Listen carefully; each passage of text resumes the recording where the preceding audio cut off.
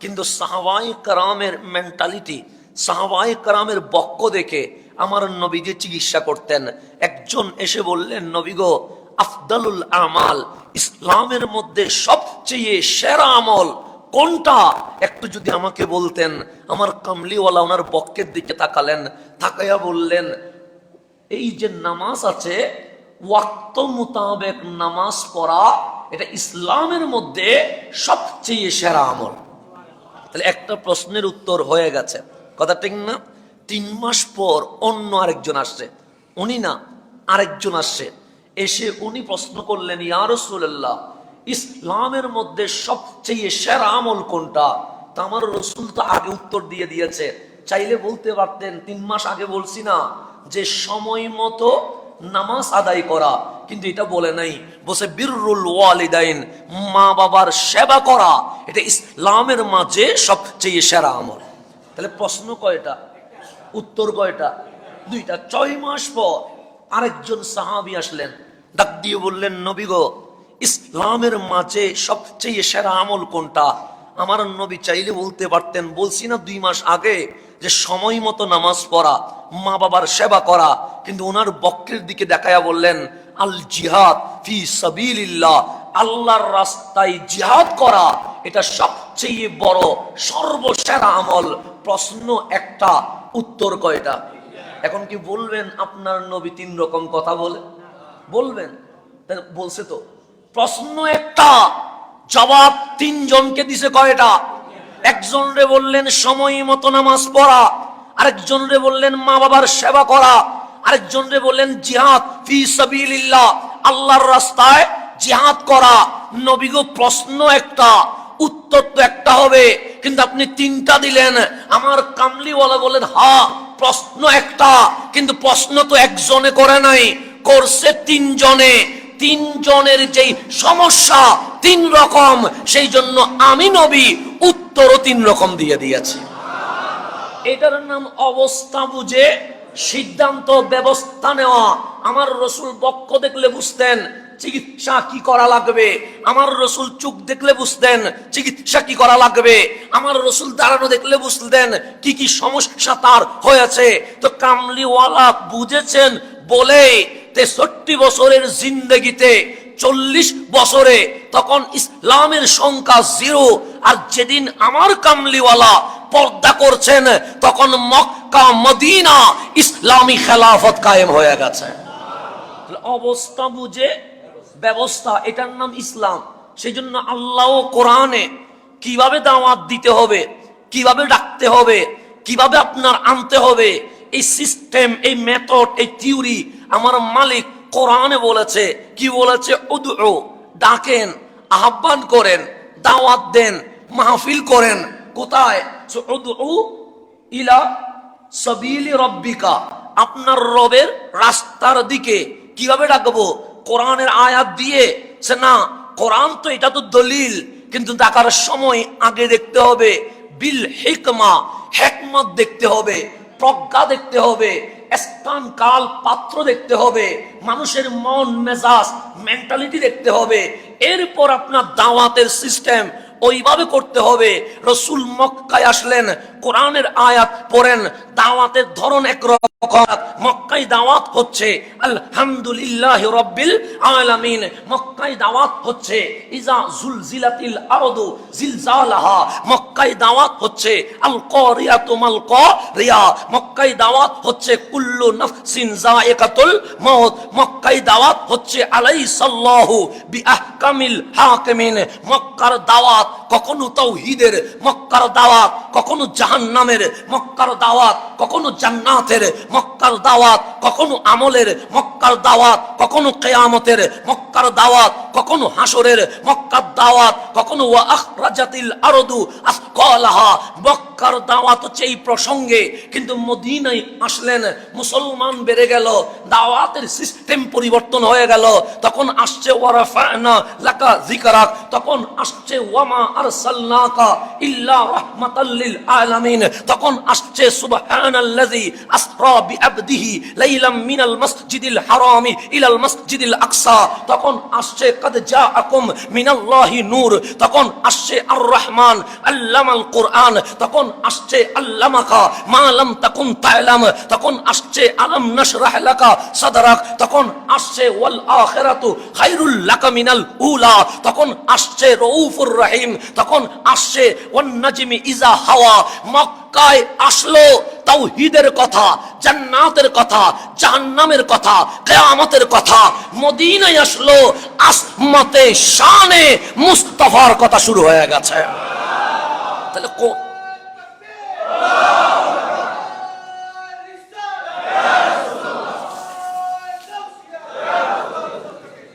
তাহলে ধরন দেখেন, কোরআন ধরন দেখেন। কোরআনের মক্কি মদনী চ্যাপ্টারটা পড়বেন, আপনার ঘরে কোরআন তো আছে, নাই তো এমন কোনো জ্ঞান নেই, বাংলা ট্রান্সলেট তো আছে, প্রয়োজনে কানজুল ইমান নিয়ে যাবেন, এখানে আছে, আপনি এখান থেকে সংগ্রহ করবেন। আপনি দেখবেন কোরআনের দুইটা ক্যাটাগরি আছে, একটার নাম মক্কিয়া আর একটার নাম মাদানিয়া। দুই ক্যাটাগরি কেন? দাওয়াতের সিস্টেম বোঝানোর জন্য। আমার মালিক বলে তোমার নবী মক্কায় ছিল, সেখানেও দাওয়াত দিয়েছে। তোমার নবী মদিনায় ছিল, সেখানেও কি করছে? দাওয়াত। দাওয়াতের ক্যাটাগরি, দুই জায়গার আবহাওয়া দুই রকম, দুই জায়গার চাল চলন দুই রকম, দুই জায়গার কালচার সংস্কৃতি কয় রকম? দুই রকম। সব জায়গা বিবেচনা করে আমার রসুলের দাওয়াতও কয় রকম? দুই রকম। দুই রকম দাওয়াত। সেই জন্য দেখবেন বাবা আদমের আকীদা যেটা, নূহ আলাইহিস ইসলামের আকীদাও সেটা, নূহ আলাইহিস ইসলামের আকীদা যেটা, মুসা আলাইহিস ইসলামের আকীদাও সেটা, খলিলুল্লাহর আকীদা যেটা, ঈসা রুহুল্লাহর আকীদাও সেটা, ঈসা রুহুল্লাহর আকীদা যেটা, রহমাতুল লিল আলামিনের আকীদাও কোনটা? সেটা তাওহীদ, লা ইলাহা। এই আকীদার মধ্যে কোনো ঝামেলা আছে নাই। কিন্তু আপনি যখন দেখবেন শরিয়া আইন, যখন দেখবেন ল, যখন দেখবেন কানুন, যখন দেখবেন, দেখবেন আদম আলাইহিস ইসলামের শরীয়তের সাথে নূহ আলাইহিস ইসলামের শরীয়ত বেশ কম হয়ে গেছে। নূহ আলাইহিস ইসলামের শরীয়তের সাথে মুসা আলাইহিস ইসলামের শরীয়ত কি হয়ে গেছে? বেশ কম হয়ে গেছে। মুসা আলাইহিস ইসলামের শরীয়তের সাথে ইব্রাহিম আলাইহিস ইসলামের শরীয়ত চেঞ্জ হয়ে গেছে। ইব্রাহিম আলাইহিস ইসলামের শরীয়তের সাথে ঈসা রুহুল্লাহর শরীয়ত চেঞ্জ হয়ে গেছে। ঈসা রুহুল্লাহর শরীয়তের সাথে কামলিওয়ালা নবীর শরীয়ত কি হয়ে গেছে? চেঞ্জ হয় নাই। তখন রোজা কি রমজান মাসে ছিল? না। কিন্তু আমাদের রোজা কোন মাসে? রমজান মাসে। তখন কি নামাজ এইভাবে 5 ওয়াক্ত ছিল? না। আমাদের নামাজ কয় ওয়াক্ত হয়ে গেছে? 5 ওয়াক্ত। তাহলে শরীয়ত, যেটাকে আপনি ল বলছেন, যেটাকে নিয়ম বলছেন, যেটাকে কালচার বলছেন, যেটাকে সাকাফা বলছেন, যেটাকে সংস্কৃতি বলছেন, এটা কি হয়ে গেছে? তাহলে তাওহীদ, রিসালাত, আকীদা এক ও অভিন্ন আছে। কিন্তু শরীয়ত যখন যাবেন, তখন আপনার শরীয়ত কি হয়ে যাবে? চেঞ্জ হয়ে যাবে। ইভেন শুধু তাই নয়, মুসলমানের নামাজ, ফজর তো একরকম, জোহর তো একরকম, আসর মাগরিব এশা তো একরকম, কিন্তু হাত বাঁধা চেঞ্জ হয়ে গেছে। হাত বাঁধা কি হয়ে গেছে? চেঞ্জ হয় নাই। আপনি যখন মক্কা শরীফ যাবেন, কেউ দেখবেন হাত এখানে বাঁধছে, কেউ হাত এখানে বাঁধছে, কেউ হাত ছেড়ে দিচ্ছে। তাহলে দেখেন মুসলমান জাতি কয়টা? একটা। নামাজ কয়টা? একটা। কিন্তু হাত যখন বাঁধবেন, তখন কেউ হাত নাভির নিচে, কেউ হাত উপরে, কেউ হাত ছেড়ে দিয়েছে। ভিন্নতা আসলো কেন? হাত কি নিচে বাঁধলে নামাজ হয় না? হয়তো। উপরে বাঁধলে হয় না? হয়তো। হাত ছেড়ে দিলে হয় না? হয়তো। কিন্তু এরপরেও সিস্টেম ভিন্ন কেন? আপনার নবী ভিন্ন করেছে। আপনার কামলিওয়ালা কখনো নিচে, কখনো উপরে, কখনো ছেড়ে দিয়েছে। কেন? সে এক এক জমিনের, এক এক রাষ্ট্রের, এক এক সমাজের কালচার এক এক রকম। কারো কাছে নাভির নিচে হাত বাঁধা সর্বশ্রেষ্ঠ ইবাদত, সম্মান, সর্বশ্রেষ্ঠ আদব। কারো কাছে হাত উপরে বাঁধা এটা তার শিষ্টাচার, কারো কাছে হাত ছেড়ে দেওয়া এটা তার আদব। আল্লাহর দরবারে নামাজ সবচেয়ে বড় আদব, যেখানে হাত নিচে বাঁধা বড় আদব। তারা নিচে বাঁধবে, যেখানে উপরে বাঁধা বড় আদব তারা উপরে বাঁধবে, যেখানে ছেড়ে দেওয়া বড় আদব তারা ছেড়ে দিবে। সেই কারণে আমার নবীর পরে মাযহাব চারটা হয়ে গেছে। চার মাযহাবের চার রং দিয়ে ইসলামের সৌন্দর্য বাড়ছে না কমছে? বাড়ছে। কারণ আমি আমার বাংলাদেশে হাত নিচে বাঁধাকে সর্বোচ্চ আদব মনে করি, আবার মিশরের মধ্যে হাত উপরে বাঁধাকে সর্বোচ্চ আদব মনে করে, ইয়েমান সিরিয়াতে হাত ছেড়ে দিয়ে দাঁড়ানোকে ওরা বড় আদব মনে করে। তো চার মাযহাবে ভাগ হওয়ার কারণে যেখানের সংস্কৃতির সাথে যেখানে যেটা মিলে গেছে, বাংলার সংস্কৃতির সাথে ইমামে আজমের মাযহাব মিলে গেছে, সেই জন্য বাঙালিরা মাযহাবান হানাফি হয়ে গেছে। এটা হচ্ছে সংস্কৃতির সাথে মিলে যাওয়া। আকীদা এক, এটা কখনো চেঞ্জ হবে না। সফিউল্লাহ থেকে রাসূলুল্লাহ পর্যন্ত আকীদায় কোনো কি নাই, গ্যারফের নাই। তাওহীদ তাওহীদের জায়গা থাকবে, রিসালাত রিসালাতের জায়গা থাকবে, হাসর নসর ইয়াউমুল আখিরা তাকদীর এগুলার জায়গায় থাকবে। কিন্তু আল্লাহ যখন মুভমেন্ট দেখলেন, আল্লাহ যখন মানুষের যেটাকে কি বলে মন মানসিকতা দেখলেন, শরীয়ত ল কানুন কি করে দিয়েছে, চেঞ্জ করে দিয়েছে। যেমন আগের কার নবী রাসূলের উম্মত গুনাহ করছে, দেরি হয় নাই, সকালবেলা দরজার সামনে কি হয়ে গেছে, লিস্টই চলে আসছে যে এই মানুষটা গতকাল রাত্রে এই কাজটা করছে। এটা যদি আমার জমানায় থাকতো কি হইতো? হ্যাঁ, আমার আর মিম্বর উঠতে দিতেন নি, সংগ্রাম শুরু হয়ে যেত না। কারণ আমি রাত্রে কি করছি এটা তো আপনি জানেন না, জানে কে? আল্লাহ। তখন শরীয়ত ছিল কেউ গোপনেও যদি গুনাহ করে সেটা কি হয়ে যায়, ওপেন হয়ে যায়, দরজার সামনে চলে আসে। তো যদি আমাদের আমল যদি এরকম দরজার সামনে চলে আসতো, টর্চ লাইট দিয়ে আর ইমাম খুঁজি পাইতেন নি, খতিব খুঁজি পাইতেন নি, না না, কেমনে খুঁজি পাবেন আপনি? তো আমরা তো শুধু আপনাদের দোষ চর্চা করি, আমি তো আমার দোষ চর্চা করি না। কারণ কেন? মানুষ নিজের দোষ নিজে কখনো দেখে না। বাস্তবতা, আমি সবসময় আমাকেই ভালো মনে করব এবং আমার বিপরীতে যারা আছে তাদেরকে খারাপ মনে করব, কারণ চোখ তো। ঠিক আপনিও নিজেকে নিজের অবস্থানে রাইট মনে করবেন, আপনার বিপরীতে যারা আছে তাদেরকে আপনি বাতিল বা বাহিরের মনে করবেন, স্বাভাবিক বিষয়।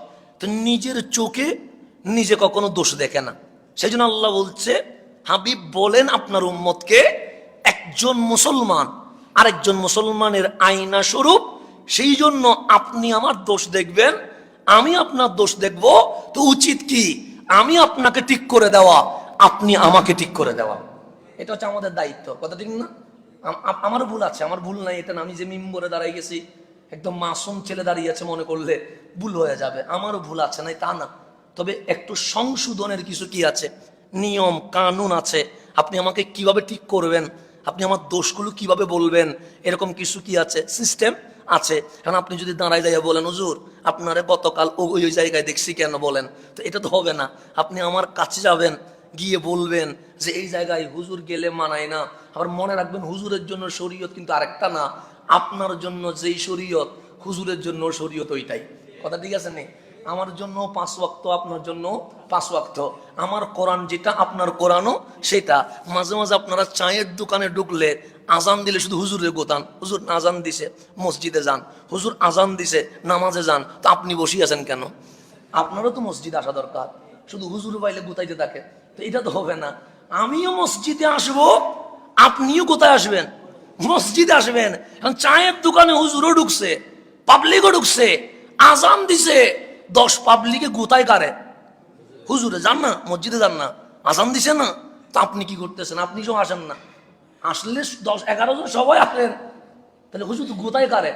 যেন মনে হয় নামাজ শুধু হুজুরের জন্য আল্লাহ দিছে, আর কারোর জন্য দিয়ে নাই। তো সুতরাং হুজুরের জন্য যেই শরীয়ত, পাবলিকের জন্য, এটার নাম বৈষম্য বিরোধী, এটার নাম বৈষম্যহীন। বৈষম্য 1500 বছর পরে এসে বললে হয় না। আমার কোরআন 1500 বছর আগে এই জমিনে বৈষম্য মুক্ত সমাজ রাষ্ট্র গঠন করে দিয়েছে। আচ্ছা, হুজুরের জন্য ফতোয়া একটা, পাবলিকের জন্য ফতোয়া, আমার আবু বকরের জন্য ফতোয়া একটা, আমার বেলালের জন্য ফতোয়া একটা। এটার নাম ইসলাম। এটা ইসলাম। ইসলাম সমতা রক্ষা করে। ইসলাম রিক্সাওয়ালার কোটিপতির ভেতরে ব্যবধান করে না। এটার নাম ইসলাম। এটার নাম বৈষম্যহীন সমাজ, যেটা 1500 বছর আগে আমার নবী শুধু স্বপ্ন দেখে নাই, আমার নবী কাজে কর্মে নিজের জীবনে প্র্যাকটিক্যালি ভাবে এই সমাজে বাস্তবায়ন করেছেন। এটার নাম রহমতুল্লিল আলামিন। উনি চাইলে বড় মসনদে বসতে পারতেন না? পারতেন তো। ফারুকে আজম, অর্ধ জাহানের বাদশাহ। আপনি কি মনে করছেন আমরা সামান্য শাহজাহানপুরের এমপি হইতে পারলে আমার গায়ে কি আর কারো লাগা যাবে না? কেমনে লাগবেন? এমপি সাহেব তো লাগার কোনো সিস্টেম নেই। কিন্তু আমার ফারুক বাংলা নয়, অর্ধ জাহানের প্রেসিডেন্ট। আমেরিকার প্রেসিডেন্ট হইলে ওনার কথাই যদি বিশ্বকাপে যিনি অর্ধ জাহানের খলিফা উনি আওয়াজ করলে কি হবে? ওনার জামানায় ফিলিস্তিন দখল হয়ে গেছে। কার জামানায়? ফারুক আজমের জামানায়। মসজিদ আকসা খ্রিস্টান থেকে মুসলমানরা নিয়ে নিছে, কিন্তু খ্রিস্টান গির্জার পাদ্রীরা বলছে চাবি আমরা ফিলিস্তিনের গভর্নরকে দিব না। তো কারে দিব? যিনি খলিফাতুল মুসলিমিন, অর্ধ জাহানের বাদশাহ ফারুকে আজমের হাতে দিয়ে দিব। চাবি গভর্নরকে দিব না, এমপি সাহেবকে দিব না। দিব কাকে? রাষ্ট্রপতিকে। উনি আসতে হবে।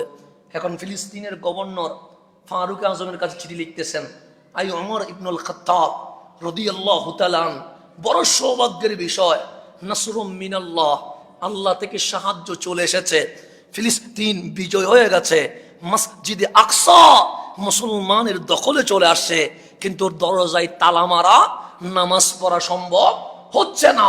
কারণ আমি চাবিটা চেয়েছিলাম, কিন্তু ফিলিস্তিনের খ্রিস্টান পাদ্রীরা বলছে চাবি আমার কাছে দিবে না, চাবি দিবে ফারুকে আজমের কাছে। উনি যে বললেন যেহেতু চাবি ওরা আমাকে দিতে চায়, সমস্যা নাই, আমি মসজিদে আকসা মুসলমানের অধীনে করার জন্য মদিনায়ে মুনাওয়ারা থেকে আমি ফিলিস্তিনে আসতে রাজি আছি। সাইয়্যিদুনা ফারুকে আজম ফিলিস্তিনে কি হয়ে গেছে? অর্ধ জাহানের বাদশাহ। তো ফিলিস্তিনের খ্রিস্টানরা ভাবছে ওনার কাপড় কিরকম হবে, ওনার মাথার পাগড়ি কিরকম হবে, ওনার জুতা কোন কোম্পানির হবে, ওনার গাড়ি বিএমডাব্লিউটা কিরকম হবে। একটা কল্পনা আছে না? অর্ধ জাহানের বাদশাহ আসবে, এটার কাপড় কি যেমন তেমন হবে? হ্যাঁ, আমি যদি একটা কাপড় পরে আপনার কাপড় কম হয়ে গেছে, আরো 2-3টা দিলে ভালো হয়। কথাটা ঠিক না? কাপড় যত বেশি, একটা ওয়াইটও আছে কেমন, আজকে যেমন 2টা পরছি, কেন জানি নিজেকে ভারী ভারী মনে হচ্ছে। কাপড় বেশি হইলে একটা কি লাগে, কিন্তু আমার তো বেশি গরম লাগে, তো আমি বেশি কাপড় পরতে পারি না। জুব্বাটাও পরে অনেক কেমত হয়ে যায় আমার, এরপরেও মাঝে মাঝে পরা লাগে। তো কাপড় বেশি হইলে একটা ওয়াইট মনে হয়। কথা ঠিক না? আর এখন এলমের কি দরকার? যত বেশি কাপড় উপরে তুলতে পারবেন তত বেশি উপরে উঠতে পারবেন। কথা ঠিক না? এখন হুজুররা তো একটা পরে না, গেঞ্জি পরে, গেঞ্জির উপরে জুব্বা পরে, জুব্বার উপরে আবায়া পরে, আবায়ার উপরে আরো একটা পরে, এর উপরে আবার হাজির রুমাল পরে, এর উপর আবার চাদর পরে।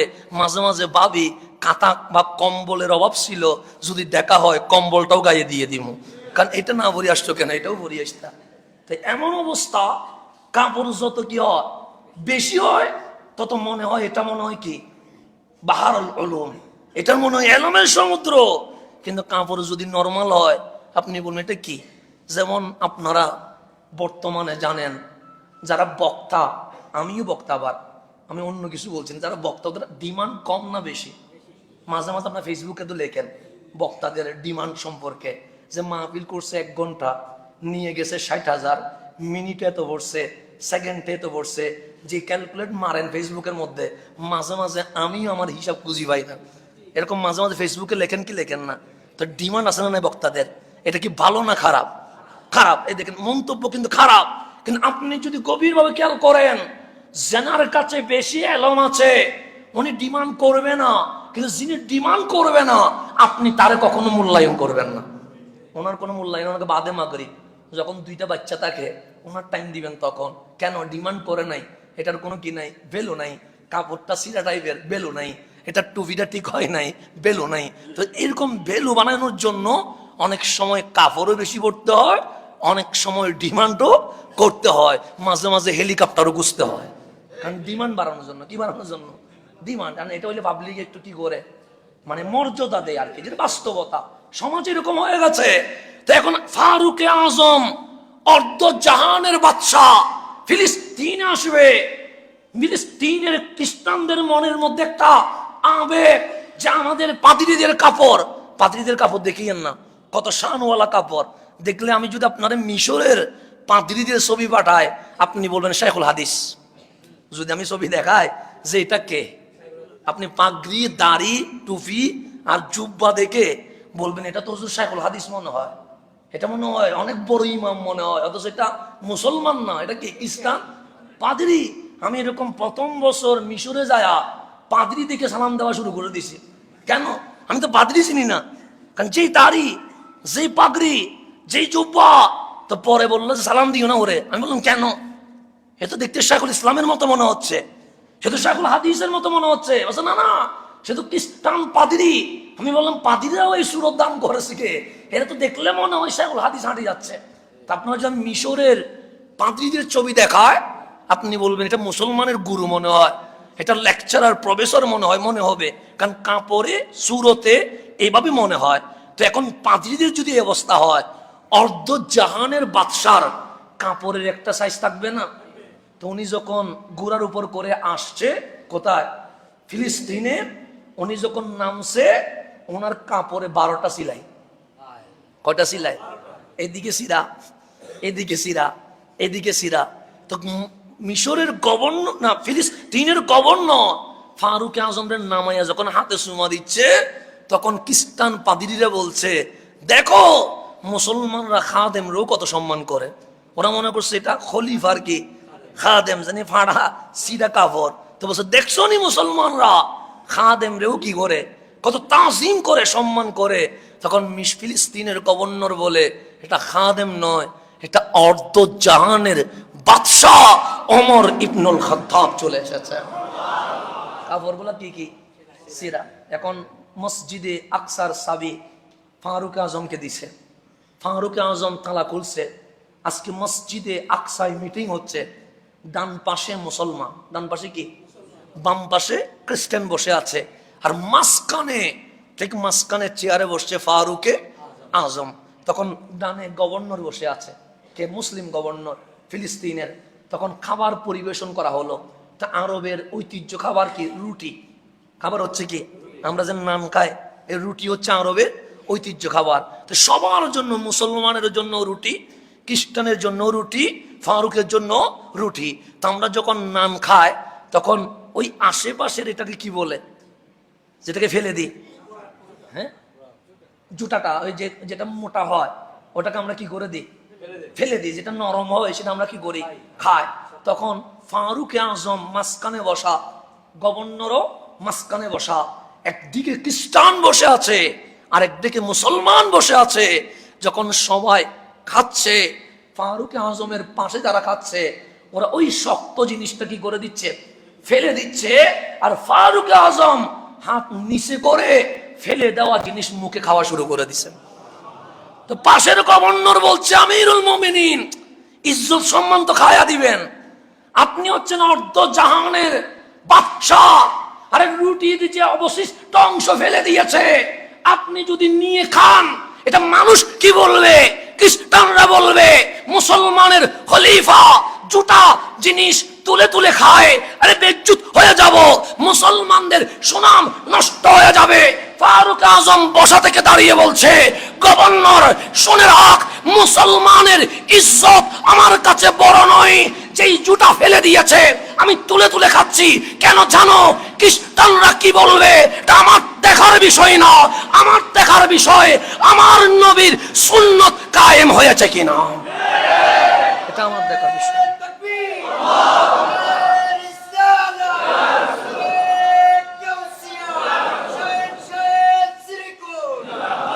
ফারুক বলে তুমি আমাকে পরামর্শ দিচ্ছ আমি যেন ওই জুতা তুলে না খায়, আমার নবীর সুন্নত হচ্ছে তুলে খাওয়া।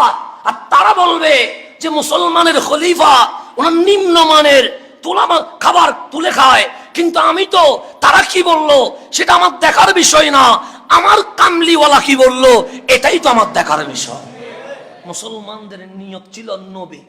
আমার সবজে গম্বিতওয়ালা কি বলতেছে, আমার কামলিওয়ালা কি বলতেছে, আমার রসুল কি বলছে। আরে বিশ্বের স্মার্টনেসের দিকে তাকায়া আমি কি আমার নবীর সুন্নত কোরবান করে দিব? ফারুক বলে কখনো না, আমার কাছে আগে আমার নবীর সুন্নাহ, কে কি বললো এটা আমার দেখার কোনো দরকার নেই। এইভাবে করে ইসলাম এগিয়েছে। ইসলাম এগানোর মাঝে এই আদর্শগুলো ছিল বিদায় মুসলমানের সামনে কেউ দাঁড়ালে তত্তর করে কেঁপেছে, মুসলমানের সামনে কথা বললে মেপে শুনে কথা বলতে হয়েছে। কেন? ওরা জানে বিশ্ব একদিকে চলে যাবে, আমার নবীর মোহাব্বত মুসলমানের মাথার উপর থাকবে।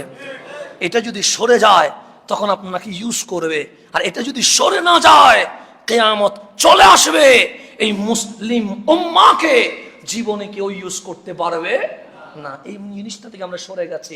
আমি যেটা বলতে চাইলাম, চিকিৎসা হবে দেখে দেখে। তা আল্লাহ বলছে উদউ ইলা সাবিলি রাব্বিকা বিল হিকমা। আপনি আগে দেখেন, মাইন্ড বুঝেন, স্থান কাল পাত্র বুঝেন, এরপরে আপনি চিকিৎসা দেন। সেই জন্যই আল্লাহ আমার নবীকে বলছে বিল হিকমা, আগে হিকমত লাগবে। সেই জন্য এলম 1 মন হলে হিকমত 3 মন লাগে। কয় মন লাগে? এলম কয় মন লাগে? 1 মন হলে হিকমত কয় মন লাগে? যেমন আমরা একজনের নাম বলি, মুসলিম ডিভাইডের পিছনে কিছু মানুষ দায়ী আছে, আছে না নাই? আছে। কিছু মানুষ ইসলাম ডিভাইড হওয়ার পিছনে কি আছে? এই মুসলিম উম্মাহ ঐক্য ছিল। এই মুসলমানদের ভেতরে ইহুদি খ্রিস্টানের ষড়যন্ত্রে কিছু দাড়ি টুপি জুব্বাওয়ালারা ঢুকে এই ইসলামটাকে কি করে দিয়েছে? ডিভাইড করে দিয়েছে। এরকম হয় কি হয় না? হয়। তোর মধ্যে আরব আজম সবাই একমত হয়ে গেছে ইবনে ওয়াহাব নজদি সে এমন এক ব্যক্তি যে মুসলমানদের ভেতরে দলাদলি করে মুসলমানের শক্তিকে দুর্বল করে দিয়েছে। তার নাম ইবনে ওয়াহাব নজদি। ওই আলেম ছিলেন। কি ছিলেন? আলেম ছিলেন। এটা অস্বীকার করার কোনো সুযোগ নাই। বড় আলেম ছিলেন ইবনে ওয়াহাব নজদি, আলেম ছিলেন। কিন্তু ওই এলম যদি 1 মন থাকে, হেকমত লাগবে কয় মন? 3 মন। কিন্তু ওনার হেকমত ছিল না। তো উনি আসছে মক্কায়। আসছে কোথায়? মক্কায়। এখন তাওয়াফ করবে খানায়ে কাবা। উনি তাওয়াফ করার সময় উটের উপর উঠে খানায়ে কাবার কি করতেছে? তাওয়াফ করতেছে। এখন উঠে লব্বাইক আল্লাহুম্মা লব্বাইক বলার সময় পেশাব পায়খানা করে হেরেমের জমিন অপবিত্র করে দিয়েছে। হেরেমের জমিন কি করে দিয়েছে? তো এখন যারা তাওয়াফ করছে ওরা কি খুশি হবে না রাগ করবে? রাগ করবে। কারণ এই মানুষটা উটের উপরে উঠে তাওয়াফ করে উটের পায়খানা পেশাব দিয়ে খানায়ে কাবার চত্বর অপবিত্র। তখন মানুষ চিল্লাই উঠছে, কিরে আপনি বড় আলেম না, আপনি কেমনে উটের উপর উঠে খানায়ে কাবা কি করতেছেন? তাওয়াফ করতেছেন।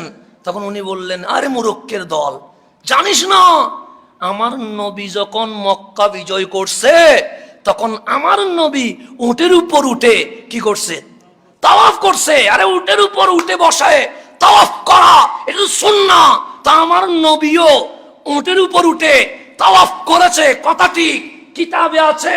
কিন্তু এটাকে সুন্নাহ বানানোর কোনো সুযোগ নাই। কেন? নবীর ওট নবীর কথা শোনে, কিন্তু ইবনে ওয়াহাবের ওট ইবনে ওয়াহাবের কথা শোনে না। এটার নাম হেলম। হেকমত জানে না। এলম আছে কিন্তু ও তো জানে না নবীর ওট যেটা সেটা নবীর কথাই পেশাব করে, নবীর কথাই বসে, নবীর কথাই পায়খানা করে। কারণ জানোয়ার যেগুলো আছে এগুলো আমার নবীর হুকুমের পাবন, কিন্তু আমার যে ওট আছে এটা আমার হুকুম কখনো মানবে না। তো নবীর খাস জিনিস যদি উম্মত নিজে করতে চেষ্টা করে, এলম আছে কিন্তু হেলম নাই। সেই জন্য আমাদের উলামায়ে কেরাম বলে এলম যদি 1 মন হয়, হেকমত লাগে কয় মন? 3 মন। কেন? আপনি 3 মন হেকমত ছাড়া জীবনে কখনো এই ইসলাম কায়েম করতে পারবেন না।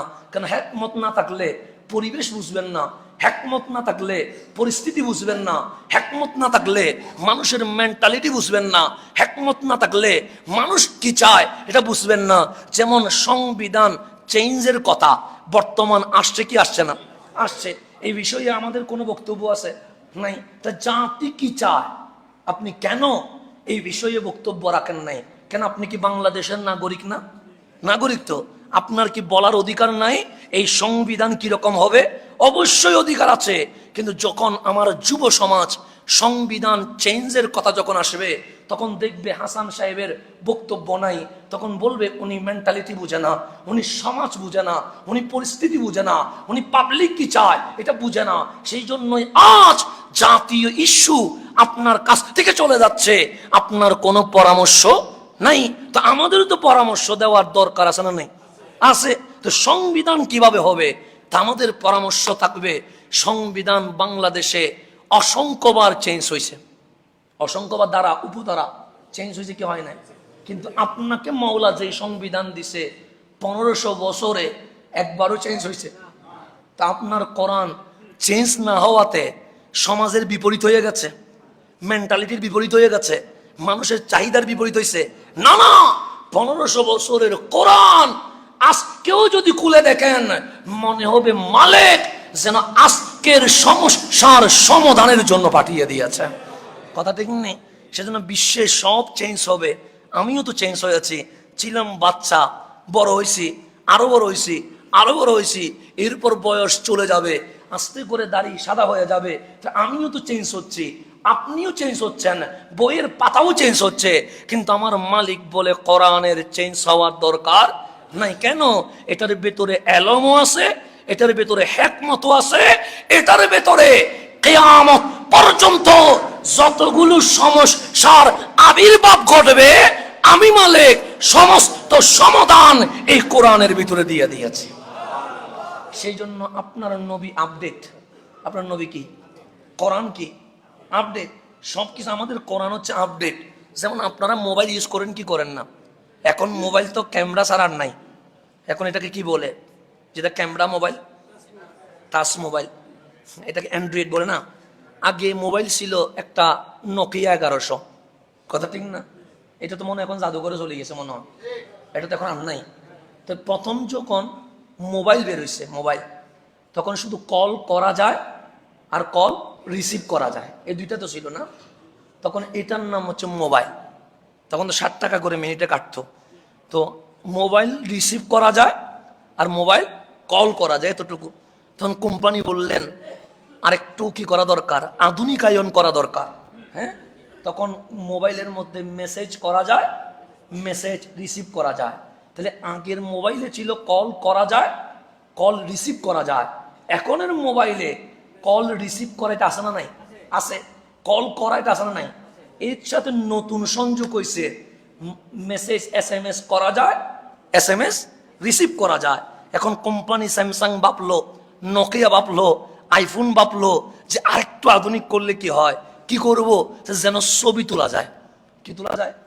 এখন আরেকটু আপডেট হয়েছে, তখন ওই যে ছবি তোলা যায়, তো ছবি তোলা যায় মোবাইলে, কল রিসিভ করা যায়নি, যায়, কল করা যায়নি, SMS করা যায়নি, SMS রিসিভ করা যায়নি। তাহলে আগের মোবাইলে যা ছিল সব নতুন মোবাইলে আছে, কিন্তু নতুন মোবাইলে যেটা আছে সেটা নোকিয়া 1100-তে নাই।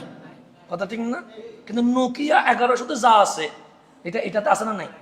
এখন বলছে শুধু ছবি তুললে হয়, বিভিন্ন রাস্তায় অনেক অঘটন ঘটে যায়, যদি একটু ক্যামেরা নেওয়া যায় তাহলে গুপ্তচর CID-র কাজ করা যায়।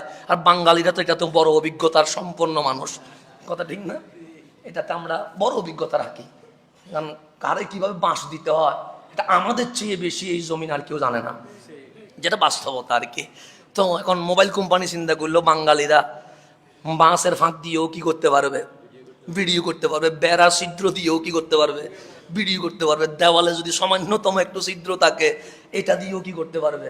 তো CID-র কাজ ওরা করতে পারবে, শুধু কি দিতে হবে, ভিডিও ক্যামেরা দিতে হবে। এখন আরেকটু আপডেট হয়েছে, আরেকটু কি হয়েছে, আপডেট, এটার মধ্যে ভিডিও আসছে। তো ভিডিও আসার কারণে আগেরগুলোকে ডিলিট হয়ে গেছে, আগেরগুলো আছে সাথে ভিডিও আসলো। বসে শুধু ভিডিও থাকলে হবে?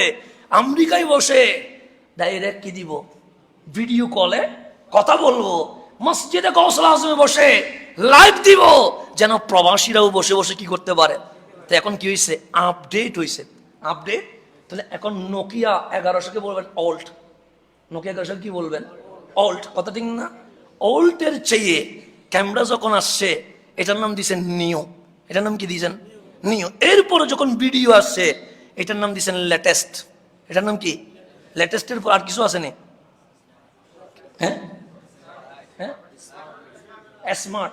লেটেস্টের পরে আপনি এখন ভিডিও কলে কথা বলছেন, লাইভ দিচ্ছেন, এটার নাম কি? স্মার্ট। কথা ঠিক না? স্মার্ট। তাহলে প্রথমে ওল্ড, এরপর নিউ, এরপর লেটেস্ট, এরপর কি? স্মার্ট। তো এখন ইহুদিদের কাছে কিতাব আছে, নাম তার ওল্ড টেস্টিমেন্ট। খ্রিস্টানের কাছে কিতাব আছে, নাম তার নিউ টেস্টিমেন্ট। তো আমার কামলিওয়ালা বললেন নু যেটা আনছে এটার নাম ওল্ড। ওল্ডে যা আছে সেটা ওল্ড টেস্টিমেন্টে আছে, ওল্ড টেস্টিমেন্টে যা আছে সেটা নিউ টেস্টিমেন্ট। বাইবেলে যেটা যেটা আছে, আমার কামলিওয়ালা বলে আমার কোরআন লেটেস্ট। 104 খানা কিতাবে যা আছে কোরআনে তা আছে, কোরআনে যা আছে তা অন্য কোথাও নাই। এটার নাম লেটেস্ট। এটার নাম কি? লেটেস্ট। আইফোন 16 বললে ভুল হয়ে যাবে। আইফোন 16 বলে কি হয়ে যাবে? কারণ আইফোন 16-এ যা আছে তার চেয়ে বেশি আমার কোরআনে আছে। কথা ঠিক নেই? তাহলে সবাই এখন ইহুদি বলে আমি ওল্ড, আমি বললাম ভালো কথা, তুই ওল্ড নিয়ে থাক। খ্রিস্টান বলে আমি নিউ, কারণ ইহুদি বলে আমি ওল্ড টেস্টিমেন্ট, খ্রিস্টান বলে আমি নিউ টেস্টিমেন্ট। আমরা কোরআন তুলে বলি আমরা লেটেস্ট কোরআন। তোর কাছে যা আছে সব আমারটাতে আছে, কিন্তু আমারটাতে যা আছে তোর নোকিয়া 1100-তে নাই। কথা ঠিক নেই? তোমার নোকিয়া 1100-তে, সেই জন্য মাঝে মাঝে ওরা আমাদেরটা জ্বালায়া মনের আগুনটা নেভানোর ট্রাই করে। আমরা বলি জ্বালায়া কি করবি? এটা জ্বালাইলে লেটেস্ট আরো বাড়তে থাকবে, নূর আরো চলে যাবে। যেই নূর জ্বালায়া তুই শেষ করতে চেয়েছিলি ওই নূর তোর রান্নাঘর পর্যন্ত পৌঁছে যাবে ইনশাআল্লাহ। কথা ঠিক না? তা আমারটার নাম লেটেস্ট। আমারটার নাম কি? লেটেস্ট। আমার কাছে সব আছে, কিন্তু আমার কাছে যেটা আছে সেটা অন্য কারো নাই। সেটাই কোরআন বলছে। তুই ডানে কেন যাস? তুই বামে কেন যাস? তুই সামনে কেন যাস? তুই পিছনে কেন যাস? লাকাদ মান্নাল্লাহু আলাল মুমিনিনা ইজ বাআসা ফীহিম রাসূলা। আল্লাহ বলে ওয়ালামু আন্না ফীকুম রাসূলুল্লাহ। আরে তোর কাছে যে রাসূল আছে এটা অন্য কারো কাছে নাই। এটা কে বলতেছে? আল্লাহ। ওয়ালামু, জেনে রাখ বান্দা। কাদেরকে বলতেছে? আমাদেরকে। ওয়ালামু, জেনে রাখ আন্না ফীকুম রাসূলুল্লাহ, তোমাদের মাঝে আছে রহমতুল লিল। তোমার কাছে রসুল আছে, তো এই রসুলটা তো অন্য কারো কাছে নাই। তুমি লেটেস্ট, কারণ তোমার কাছে যেটা আছে এটার পাওয়ার দিয়ে সবাই চলে, কিন্তু এইটাকে কারো পাওয়ার নিতে হয় না। সেই জন্য আল্লাহ নবীর নাম যখন বলে, আমরা তো শব্দ চয়নে বারবার বিয়াদবি করার ট্রাই করি, কিন্তু আল্লাহ যখন নবীর উপমা দেয় তখন আল্লাহর খেয়াল দেখেন, আল্লাহর মানসা দেখেন, আল্লাহর মেন্টালিটি দেখেন, আল্লাহর চাওয়া দেখেন। আমার নবীর শানে বলছে সিরাজাম মুনিরা। শব্দ চয়ন কার? আমার না, হাসানের দেখার দরকার না, হাসান বাদ দেন, হাসান কিছুই না। আল্লাহ বলছে সিরাজাম। কার উপমা দিচ্ছে? রসুলের। দিচ্ছে কে? সিরাজ মানে সূর্য। সিরাজ মানে কি? সূর্য। এখন সায়েন্সের যারা স্টুডেন্ট আছে ওরা জানে সূর্যের আলো নিজস্ব। সূর্যের আলো কি? চাঁদের আলো সূর্য থেকে নেওয়া, গ্যালাক্সির আলো সূর্য থেকে নেওয়া। যেমন সূর্য যখন অস্ত যায় চাঁদ জ্বলে ওঠে, তারকা ঝিকিমিকি করে। সূর্য যখন আলো দেয় তখন চাঁদের আলো দেখা যায়, তারকার আলো দেখা যায়। কেন? দাঁড় করা। তো দাঁড় করা জিনিস কখনো দেখা যায় না, এটা নিয়ম।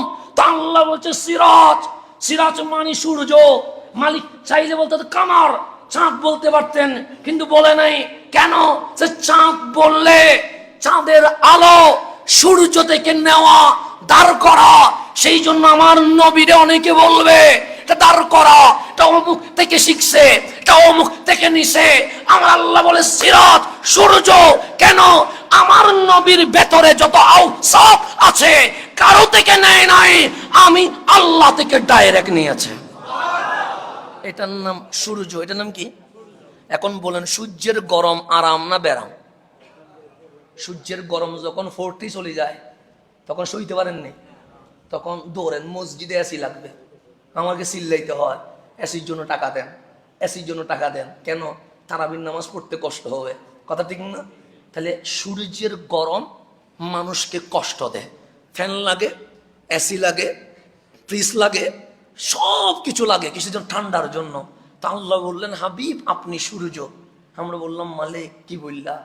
তোমার নবী যদি সূর্য হয়, এটা যদি গরম বাড়ায়, তাহলে আমরা তো কখনো সইতে পারবো না। আমাদের কোটি মাইল উপরে সূর্য যদি আগুন দেয়, গরম দেয়, সইতে পারি না। আর রোজা থেকে যদি আগুন নূর দেয়, সইব কেমনে?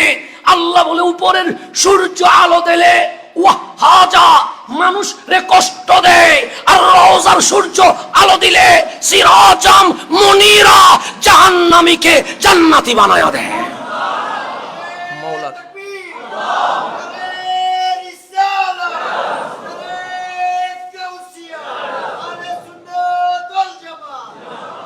তাহলে আল্লাহর শব্দ চয়ন, কার শব্দ চয়ন? আল্লাহ আমার নবীর ব্যাপারে সিরাজ বললে হয়ে গেছে, কারণ সূর্যের কোনো তুলনা নাই। সূর্যের কি কোনো তুলনা আছে? আপনি সূর্য হইতে পারবেন? তা আল্লাহ চাইলে বলতেন আপনি সূর্য নবী, বাস হয়ে গেছে। কিন্তু আল্লাহ সিরাজ বলে শেষ করে দেয় নাই, সিরাজাম মুনিরা। আমার নবীর আসমানে সূর্য মনে করিস না, কারণ এই সূর্য গরম বাড়াইলে বান্দা কষ্ট পায়, মুস্তাফার নূর বাড়াইলে জাহান্নামী জান্নাতি হয়ে যায়, মুনিরা আলোকিত হয়ে যায়। চাঁদের আলো যেরকম আমার বান্দারে ঘুম পাড়ায়া ফেলে, আমার কামলিওয়ালার আলো আমার বান্দার বুকে ঢুকে কোরআনের নূর দিয়া তার জান্নাতুল ফেরদাউসের বাসিন্দা করে ফেলে। তো ওই নবী পাওয়ার পরে আমাকে আর ডানে বামে দেখার দরকার আছে? আল্লাহ বলে, তুর নবী লেটেস্ট, তুর নবীর কাছে মূসার গুণ আছে, তুর নবীর কাছে খলিলুল্লাহর গুণ আছে, তুর নবীর কাছে আদম সফিউল্লাহর গুণ আছে, তুর নবীর কাছে নূর রাসূলুল্লাহর গুণ আছে, তুর নবীর কাছে ঈসা রুহুল্লাহর গুণ আছে। 1,00,000 মতান্তরে 2,24,000 নবী রাসূলের গুণ তোমার নবীর কাছে আছে। এক এক নবীর এক এক সিফাতে এক এক গুণে গুণান্বিত, আর তোমার নবী এমন কামালিয়তে চলে গেছে, সর্বগুণে তোমার নবী গুণান্বিত হয়ে গেছে। সেই জন্য সবার জন্য মেরাজের দরজা বন্ধ হয়ে গেছে, আপনার নবীর জন্য মেরাজের দরজা কি হয়ে গেছে? খুলে গেছে। তো আপনার নবী আমাদেরকে কিছু গাইডলাইন দিয়েছে, যেটার নাম নফসের চিকিৎসা, যেটার নাম কলবের চিকিৎসা, যেটার নাম জেন জির চিকিৎসা, যেটার নাম নিউ জেনারেশনের চিকিৎসা। তো এখন সংবিধানও হতে হবে আমার কোরআনের আলোকে। কোরআনের আলোকে যখন সংবিধান হবে, এটা চেঞ্জ করার জন্য আর কোনোদিন আন্দোলন হবে না, এটা চেঞ্জ করার জন্য কখনো কথা উঠবে না। আপনি কোরআনকে সামনে রাখেন। 90% মুসলমানের দেশে, শাহজালালের বাংলাদেশে যখন কোরআনকে সামনে রেখে সংবিধান হবে, শুধু মুসলমান তার অধিকার বুঝে পাবে তা নয়, হিন্দু বৌদ্ধ চাকমা নাস্তিক পর্যন্ত এই জমিনে তার অধিকার খুঁজে পাবে। কোরআন কি শুধু মুসলমানের অধিকার দেয়? ইয়া আইয়ুহান নাস বলে নাই? মানুষের অধিকার দিতে বলছে না? ইয়া আইয়ুহাল কাফিরুন বলে নাই? বলছে তো নাকি? কোরআন সবার অধিকার নিয়ে কথা বলে। কোরআন শুধু উম্মা, মুসলিম উম্মা নিয়ে কথা বলে না, হিন্দু কিভাবে খাবে এটা নিয়েও কথা বলে, বৌদ্ধ কিভাবে চলবে এটা নিয়েও কথা বলে, কার কার ধর্ম কিভাবে উদযাপন হবে এটা নিয়েও কথা বলে। তা আমার নবী এসে আমাদেরকে গাইডলাইন দিছে 10টা। কয়টা গাইডলাইন? সময় শেষ, সেই জন্য আমি একটার মধ্যে আসি। আমার নবী এই চিকিৎসার জন্য 10টা গাইডলাইন। 1 নম্বর গাইডলাইন, ওয়ানফিকু ফি সাবিলিল্লাহ, তোমরা আল্লাহর রাস্তায় ব্যয় করো। কার রাস্তায়? আল্লাহর রাস্তায়। দিবেন কার রাস্তায়? যেমন মসজিদে দেওয়া, এটা কার রাস্তা? মাদ্রাসায় দেওয়া, এটা কার রাস্তা? মাহফিলে দেওয়া, এটা কার রাস্তা? তো আল্লাহর বুঝানোর ধরনটা দেখেন। আমি বুঝাইতে পারি না, দোষ আমার। আমি আপনাকে শিখাইতে পারি নাই, দোষ আমার। আমি আপনার বলবো না। আল্লাহর ধরন দেখেন। আমরা আল্লাহর রাস্তায় দান করি কি করি না? করি। এখন ধরেন 1টা পয়সা দান করলেন, 1 টাকা। কয় টাকা? তা আল্লাহ কিভাবে বোঝাচ্ছে দেখেন। আপনাদের বাংলাদেশে ধান আছে না? নাই? আছে। ধানের যেটা বিচি, এটাকে কি বলে আপনারা? হ্যাঁ, শস্য বীজ আর কি। হ্যাঁ, বীজ যখন রোপণ করেন, ধান কয়টা? এটা থেকে একটা কি উঠে? শীষ উঠে না? এটাকে শীষ বলে না? শীষটা কয়টা কি হয়? শাখা খুলে 7টা। আপনি কোনে দেখবেন কয়টা শাখা? সাতটা। আল্লাহ বলে ধান যখন একটা রোপণ করো, এটা শীষ উঠে, কি উঠে? গাছ উঠে। গাছ যখন উঠে দেখবে তার 7টা কি হয়? শাখা হয়। প্রত্যেক শাখায় 100টা করে তুমি ধান গনে পাবা। কে বলতেছে? আল্লাহ। বিচি রুকলেন কয়টা? উঠছে গাছ কয়টা? একটা। একটা থেকে শাখা হয়েছে কয়টা? 7টার মধ্যে প্রত্যেক শাখায় আছে কয়টা? 100টা। 100টা হলে 7টাতে কয়টা আছে? 700টা আছে। তা আল্লাহ বলে 1 টাকা দিছো মানে দানের চারা যেরকম লুকে দানের চারা রোপণ করলা, এটা গাছ উঠে গেছে, 7টা শাখা হইল, ওখানে এক এক করে 100 করে 700 হইল। মালিকের দরবারে 1 টাকা দিলে আমি মালিক তোমার জন্য 700 টাকার ব্যবস্থা করে রাখবো। দেখেন আল্লাহর বুঝানোর ধরন। মানে তুমি দানের গাছ কি করেছো? রোপণ করেছো। রোপণটা উঠে গেছে গাছ, গাছের 7টা শাখা হয়েছে। তো 1 টাকা রোপণ করলেন, গাছ উঠছে। শাখা হয়েছে কয়টা? দানের শীষ হয়েছে কয়টা? 7টার মধ্যে প্রত্যেক জায়গায় আসছে কয়টা? 100টা। 100টা হইলে 7টাতে কয়টা? 700। মালিক বলে 1 টাকা দান করলে আমি মালিক 700 ধান যেরকম দিয়ে একটা গাছে, তোমার দানে আমি 700 টাকার বরকত দিয়া তোমাকে আমি ধন্য করে দিব। তাহলে 1 নম্বর হচ্ছে ওয়ানফিকু ফি সাবিলিল্লাহ। দান করতে হবে কার রাস্তায়? আল্লাহর রাস্তায়। কার রাস্তায়? আল্লাহর রাস্তায়। এটা কয় নম্বর সূত্র? তার উপর বলছে ওয়ালা তুলকু বিআইদিকুম ইলা তাহলুকা। নিজের হাতকে ধ্বংসের দিকে দাবিত করে দিবা না। নিজের হাত কখনো 31 নাইট, কখনো ভালোবাসা দিবস, কখনো মাদক, কখনো সিগারেট, কখনো জেনা, কখনো বেবিচার, এগুলা করে নিজের হাতকে তুমি ধ্বংস করবা না। তো মালিকের প্রথম দায়িত্ব আমাদের উপর দিয়েছেন, আমাদেরকে করতে হবে কি? ওয়ানফিকু ফি সাবিলিল্লাহ। বাস আমি আজকে এই পর্যন্ত। আগামীকাল 10টা, আগামী জুমাতে আমি 10টা আপনাকে বুঝাইয়া দিব ইনশাআল্লাহ। যে আগামী জুমাবার, এরপরে সোমবার, এরপর কি? এই সোমবার না, এই সোমবারের পরে সোমবার 26শে রজব। কিসে রজব? 26শে রজব। ইংরেজির 27 তারিখ দিন মনে হয়, দিন 27 তারিখ দিবাগত রাত, মানে সোমবার পড়ছে আর কি। 26 তারিখ দিবাগত রাত, হ্যাঁ সোমবার পড়ছে। এক কথায় সোমবার। সোমবারে আমাদের মসজিদে মেরাজুন নবী উদযাপন হবে। কি হবে? সাল্লাল্লাহু